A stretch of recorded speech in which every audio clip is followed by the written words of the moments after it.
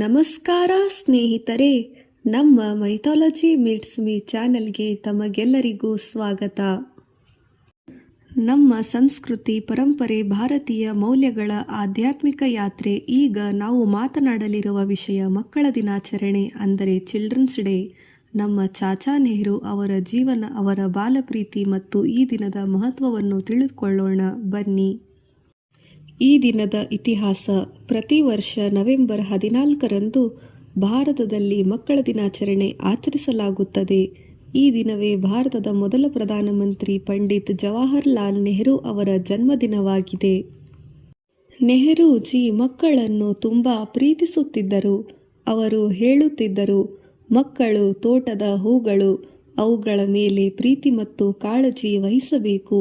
ಅವರ ನಿಧನದ ನಂತರ ಅವರ ಜನ್ಮದಿನವನ್ನು ಮಕ್ಕಳ ದಿನಾಚರಣೆಯಾಗಿ ಆಚರಿಸಲಾಗತೊಡಗಿತು.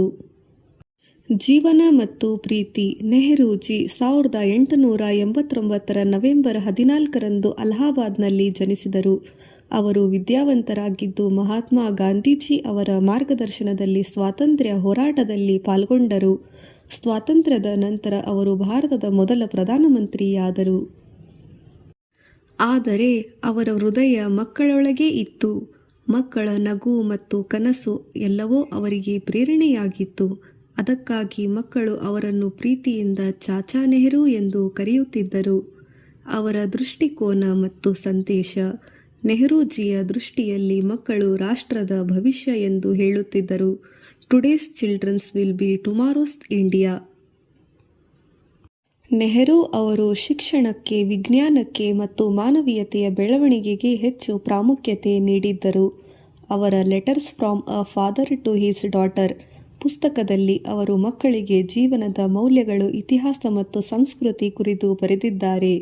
ಅವರ ದೃಷ್ಟಿಕೋನದಲ್ಲಿ ಮಕ್ಕಳಿಗೆ ಜ್ಞಾನ ಮಾತ್ರವಲ್ಲ, ಪ್ರೀತಿ, ಕಾಳಜಿ ಮತ್ತು ಸಂಸ್ಕಾರವೂ ಅತ್ಯಂತ ಮುಖ್ಯವಾಗಿದೆ. ಸಂಸ್ಕೃತಿಯ ಅರ್ಥ. ಮಕ್ಕಳ ದಿನಾಚರಣೆ ಎಂದರೆ ಕೇವಲ ಹಬ್ಬವಲ್ಲ, ಅದು ಪ್ರೀತಿಯ ಪಾಠ. ನಮ್ಮ ಸಂಸ್ಕೃತಿಯ ಪ್ರಕಾರ ಮಕ್ಕಳಲ್ಲಿ ದೇವರ ಅಂಶವಿದೆ. ಮಕ್ಕಳಿಗೆ ನಗು, ಪ್ರೀತಿ ಮತ್ತು ಶಿಕ್ಷಣ ನೀಡುವುದು ದೇವರ ಸೇವೆಯಂತೆ. ನೆಹರೂಜಿ ಅದನ್ನೇ ತಮ್ಮ ಜೀವನದಲ್ಲಿ ಅನುಸರಿಸುತ್ತಿದ್ದರು. ಅವರ ಪ್ರೀತಿ ಮತ್ತು ಕಾಳಜಿ ಇಂದಿಗೂ ನಮ್ಮ ಹೃದಯಗಳಲ್ಲಿ ಜೀವಂತವಾಗಿದೆ. ಅಂತ್ಯಭಾಗ. ಹೀಗಾಗಿ ಸ್ನೇಹಿತರೆ, ಮಕ್ಕಳ ದಿನಾಚರಣೆ ಎಂದರೆ ಚಾಚಾ ನೆಹರು ಅವರ ಪ್ರೀತಿಯ ನೆನಪು ಮತ್ತು ಮಕ್ಕಳ ಕನಸುಗಳ ಗೌರವದ ದಿನ. ನಾವು ಎಲ್ಲರೂ ಮಕ್ಕಳ ನಗುವನ್ನು ಕಾಪಾಡಿ ಅವರ ಕನಸುಗಳಿಗೆ ಪರಿಪಕ್ವಗೊಳಿಸೋಣ. Happy children's day. ನಮ್ಮ ಮೈಥಾಲಜಿ ಮೀಟ್ಸ್ ಮೀ ಚಾನೆಲ್ಗೆ ಇಂತಹ ಸಾಂಸ್ಕೃತಿಕ ಕಥೆಗಳನ್ನು ಕೇಳಲು ಲೈಕ್, ಶೇರ್ ಮತ್ತು ಸಬ್ಸ್ಕ್ರೈಬ್ ಮಾಡಿ. ಜೈ ಹಿಂದೂಸ್ತಾನ್.